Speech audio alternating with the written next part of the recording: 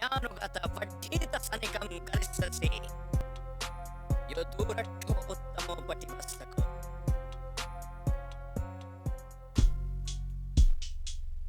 내가 얘기하는 할머니, 당신의 패배는 말고 Ağzını kırık ve Hüseyin babası ilk oturuşu bozuldu ve 아들지 고닥스모요. Castıcı buydu onu ve 어느 때 몽골에서 친히 야속히 있을만. Bonjour à tous, je suis Marius Notet et voici une vidéo d'Independence BD, la chaîne qui parle de comics japonais, de BD américaines et de mangas franco-belges. Je vais parler ici de la mise en scène des combats de Dragon Ball. Le défaut de cette analyse sera le manque de contexte historique de cette BD au sein de son médium. Je ne saurais pas dire quelle place tient Toriyama au sein de la BD pour ce qui est de la mise en scène des combats. Juste un tout petit point de vocabulaire qui aide à mieux s'exprimer quand on parle de mise en page de BD. Je vais parler d'espace pour parler de la superficie occupée par un élément de la page, et je vais parler de lieu pour parler de l'endroit où se situe un élément de la page, tout simplement. Alors, du coup, quand on lit une BD, on ne lit pas juste des vignettes toutes séparées les unes des autres. Tous les dessins, souvent placés dans des cases, entrent en relation les uns avec les autres. Quand on aborde une page, ou plus souvent une double page, on a tout d'abord une première impression d'ensemble. On voit toutes les vignettes et selon la mise en page, on se fait déjà une idée plus ou moins nette de l'action qui est à venir. Beaucoup de texte, un personnage qui perçoit un coup violent, une surprise en fin de page. Généralement, on peut quand même faire abstraction assez vite et commencer sa lecture de manière plus linéaire. Cependant, les images, selon le positionnement de la page, auront non seulement une place temporelle déterminée, mais leur lieu spécifique tient lui aussi un propos de la narration. On va voir ça ici. Bon, il y a le truc archi classique de la contre-plongée sur un perso pour lui donner du volume et de l'importance. Effectivement, la taille et la position d'un personnage dans un cadre peut raconter quelque chose. Dans une BD, le cadre peut varier sans cesse, et en plus les différents plans sont juxtaposés les uns avec les autres. Ce qui donne un tout autre sens à la place du personnage que dans un dessin animé ou un film. Ici, dans le combat / massacre de Nappa et des Terriens, Nappa domine complètement le combat. On le montre souvent en premier dans le sens de lecture, vu qu'il prend l'initiative, et il est représenté souvent plus haut que ses adversaires pour montrer son ascendant. De plus, même quand il est placé en dessous de page, Nappa est dans une case énorme et est représenté en entier et beaucoup plus grand que les autres persos. La supériorité de ce Saiyan peut se présenter de trois manières. Nappa domine les lieux de la page, il domine l'espace de la page ou les deux à la fois. Sur cette page, Nappa s'apprête à achever Tenshinhan. Il vient du sens de lecture, est énorme dans l'espace et placé haut. En dessous, Tenshinhan n'abandonne pas, il ne va pas se laisser faire et il est donc montré en grand également, mais est tout de même en position inférieure dans la page. Il y a un cri qui dit crève et on ne sait pas lequel des deux l'a prononcé. Piccolo vient faire une contre-attaque surprise, il vient du sens contraire de lecture et se positionne à la hauteur de Nappa. Sur la page suivante, Tenshinhan est placé tout en haut de page. La menace vient de s'effacer, tant pour lui que pour Piccolo qui a réussi son attaque et qui n'est plus du tout placé en dessous de Nappa dans la mise en page. 2 pages plus loin, on montre Son Gohan terrifié, et je rappelle qu'il a 5 ans à ce moment du récit, le pauvre chou. Il est non seulement ici tout petit au sein de la page et de sa propre case, mais il est également complètement encerclé de toutes les autres cases qui lui sont directement juxtaposées. Gohan est écrasé par l'ampleur de la situation. La page se termine sur une chouette utilisation de la capacité de vol des guerriers, qui montre Piccolo finissant sa rotation dans les airs après son attaque. Il se retrouve la tête vers le bas, il voit la situation où il dominait s'inverser. Cette symbolique est reprise 2 pages plus loin avec Nappa qui reprend le dessus. Il y a également une autre mise en page que j'aime bien, et qui montre que l'importance de la place d'un dessin peut varier selon le moment de lecture. Nappa est de nouveau montré en position de domination, avec la case du dessus qui prend toute la largeur et dans laquelle il est présenté en très gros plan. Tout ceci représente la confiance de Nappa en sa supériorité. La case juste en dessous montre de nouveau Nappa, mais en beaucoup plus petit. Il est toujours en position de hauteur face à l'attaque, mais le Kienzan qu'a lancé Krillin est énorme au sein de la case. La mise en scène nous indique que Nappa sous-estime peut-être la puissance de la technique. Qui du lieu ou de l'espace domine dans cette case? Il y a une ambiguïté. Ensuite, Vegeta avertit Nappa et ce dernier se retrouve soudainement en position inférieure face au Kienzan. Le disque d'énergie que l'on vient de lire et qui se trouve en milieu de page prend un autre sens pour Nappa selon le moment de lecture où l'on se trouve et représente la vision qu'on a Nappa. Le Kienzan en soi reste le même, c'est juste la position de domination que pensait avoir Nappa qui se renverse. Dernier exemple pour ce combat, Nappa a perdu face à Son Goku et veut se venger sur Krillin et Son Gohan. Il leur fonce dessus par surprise et Goku tente de le rattraper. Avant même de commencer la lecture linéaire de la double page, on a déjà des informations qui nous sautent aux yeux. Nappa et Goku font une course-poursuite et l'énorme case de fin est impossible à manquer. Même en se forçant, on sait d'avance que Goku va rattraper Nappa, reste à savoir comment en lisant les pages. Dans une BD, les vignettes sont juxtaposées les unes avec les autres et créent du sens pour le lecteur. Ce qu'on va voir ici, c'est que l'utilisation du vis-à-vis de la double page peut lui aussi créer du sens.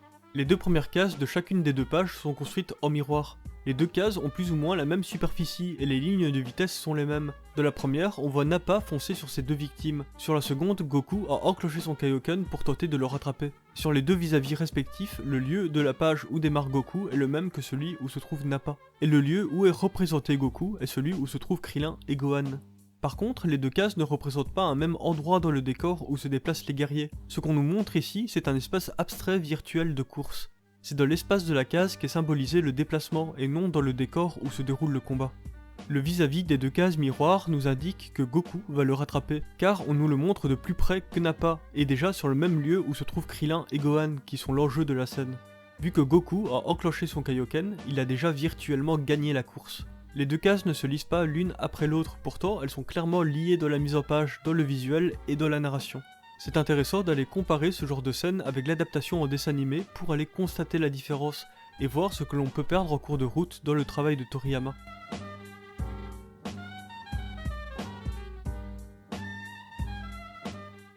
Ensuite, il y a le combat contre Vegeta.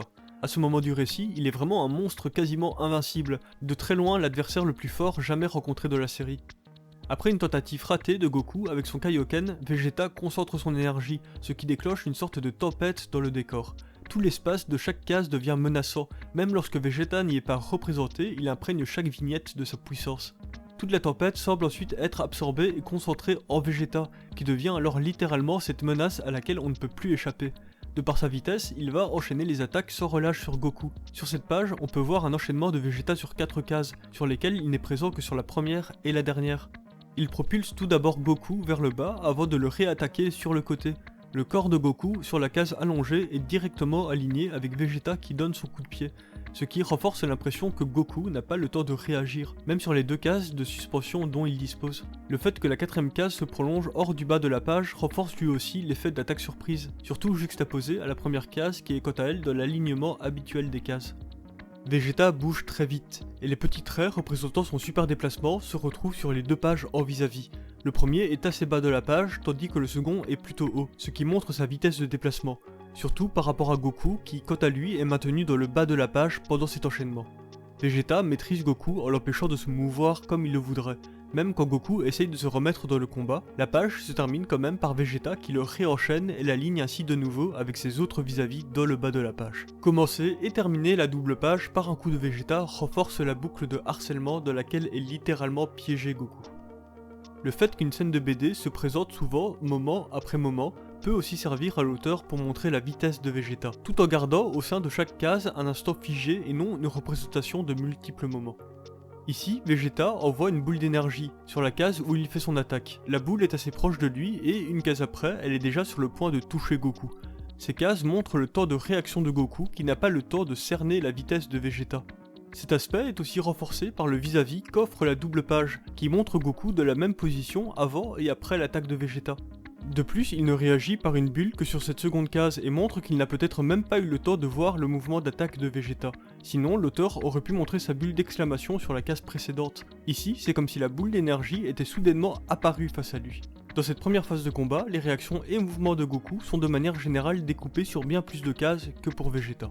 Et grâce à ces astuces de composition, on peut bien ressentir la détresse de Goku qui n'a pas le temps de réagir face à Vegeta qui l'emprisonne et le maintient dans son propre rythme infernal. Je me suis amusé à juxtaposer tout à l'horizontale le point de vue de Vegeta et le point de vue de Goku lors de ces 6 pages de combat.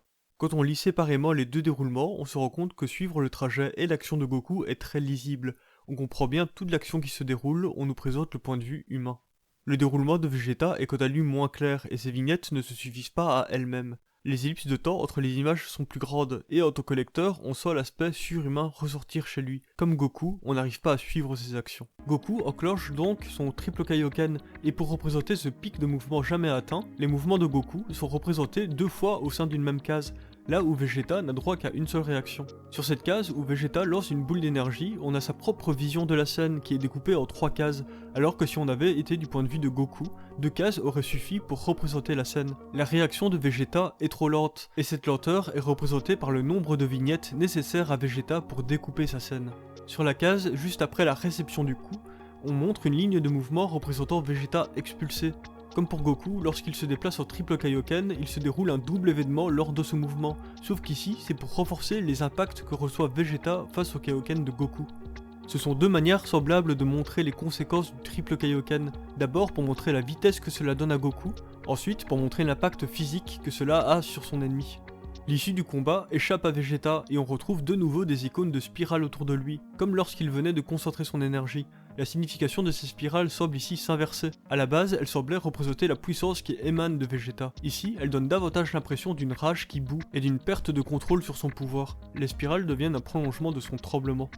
C'est un truc assez caractéristique du personnage de Vegeta. Sa puissance fait sa fierté et en même temps ça crée une sorte de faiblesse psychologique chez lui. Et c'est souvent le personnage de Goku qui va faire ressortir ça chez lui. Bref, je vais m'arrêter ici. Je pense que si je montre absolument tout le combat, soit plus d'un tome complet, la vidéo va être strikée, ce que je peux comprendre. Remarquez que dans cette analyse, je n'ai presque pas parlé du dessin en soi. J'aurais presque pu partir sur des personnages en bâtonnet et une forme de découpage sommaire. Et ça ne m'aurait pas empêché de quand même produire cette analyse. Et pourtant, j'adore le dessin de Toriyama qui a énormément de charme et qui est hyper clair dans sa lecture, avec de beaux volumes et sont très proches de la ligne claire. Le dessin a bien sûr son importance de l'appréciation d'une BD, mais à mon humble avis, ce qui fait vraiment le cœur de la BD, ou son squelette tout du moins, c'est bien sa mise en scène et donc son découpage. Aussi un truc, j'ai choisi de prendre ce combat des Saiyans contre les Terriens parce que je pense que c'est mon préféré de toute la série. En termes de récit et de drame, je trouve ce combat vraiment intense et on ressent bien tout le désespoir de se retrouver face à ces monstres de puissance et tous les retournements de situation sont vraiment géniaux. Après, en termes de mise en scène en soi, je ne saurais pas dire si c'est celui que je préfère, c'était juste plus simple pour moi de passer du temps à analyser un moment de Dragon Ball que j'adore tout particulièrement. J'espère que ça vous aura donné un aperçu de ce qu'on peut faire en matière d'analyse lorsque l'on lit un manga de baston, et peut-être que ça vous aura même donné envie de jeter un œil neuf sur vos prochaines lectures. D'ailleurs, si l'exercice vous a plu, je vous conseille aussi d'aller regarder ma vidéo sur le manga Inomaru Sumo, dans laquelle j'analyse un combat de 43 pages qui se déroule sur un temps de moins d'1 minute. Ce manga est fascinant et son auteur, Kawada, est vraiment un maître de la mise en scène de combat. Sérieusement, si vous kiffez les mangas de baston, Inomaru Sumo c'est vraiment un chef-d'œuvre sur ce plan-là. Sinon, pour conclure la vidéo, j'aimerais aborder un point précis et parler de bande dessinée de manière plus globale. Quand on parle de Dragon Ball, de quoi parle-t-on exactement? Du manga, de l'anime, de jeux vidéo, de jouets, de vêtements, de mèmes, de rap? Et dans une vidéo d'analyse d'un manga, de quoi parle-t-on exactement? Est-ce qu'on parle du dessin, de l'histoire, des personnages, de son auteur, de son contexte historique au sein de la BD? Il y a plein d'angles d'approche pour analyser une œuvre, et ici j'ai parlé des spécificités que possède la BD, d'essayer de montrer que ce médium possède des caractéristiques de narration qui lui sont propres. Si la BD n'était pas particulière, il n'y aurait aucun intérêt à vouloir aborder des histoires, des genres, des univers qui ont déjà tous été abordés dans le cinéma, le jeu vidéo, le roman, la philosophie ou autre. Le médium, c'est le message. Ce qui est intéressant lorsque l'on analyse une œuvre du point de vue de ses spécificités, c'est que l'on peut se rendre compte de quelle manière un auteur va pouvoir porter un propos narratif et un propos sur le médium qu'il utilise. Ce n'est définitivement pas la même chose que d'aborder une même histoire par le manga ou l'anime. Ça peut sembler affreusement banal dit comme ça, mais vu que tous les mangas populaires sont adaptés en dessin animé, on tend à mélanger dans notre tête nos différentes expériences jusqu'à ne plus vraiment les différencier les uns des autres. Par exemple, pour moi, les musiques et les voix du dessin animé Dragon Ball, je ne les relie absolument pas à mon expérience personnelle que j'ai de Dragon Ball parce que je n'ai jamais regardé vraiment le dessin animé. Si je ne me trompe pas, Dragon Ball c'est le premier manga que j'ai lu, via la vieille édition de chez Glénat. Pff, une petite bouse, les vrais savent. Je ne revendique pas ici une quelconque pureté de l'œuvre, je m'en fiche de ce genre de considération, mais j'aime rendre honneur à la BD pour ses artistes et à la mise en scène de ses récits. De la BD a émergé énormément d'idées et d'originalités qui n'ont pu être pensées que dans ce cadre tout particulier. La juxtaposition séquentielle des images et du texte, ça n'a l'air de rien dit comme ça, mais de cette simple base a émergé énormément d'œuvres grandioses et autosuffisantes. Voilà, si la vidéo vous a plu, n'hésitez pas à me soutenir en vous abonnant et en partageant la vidéo. Je vous remercie pour votre temps de cerveau et vous dis à bientôt pour de prochaines vidéos.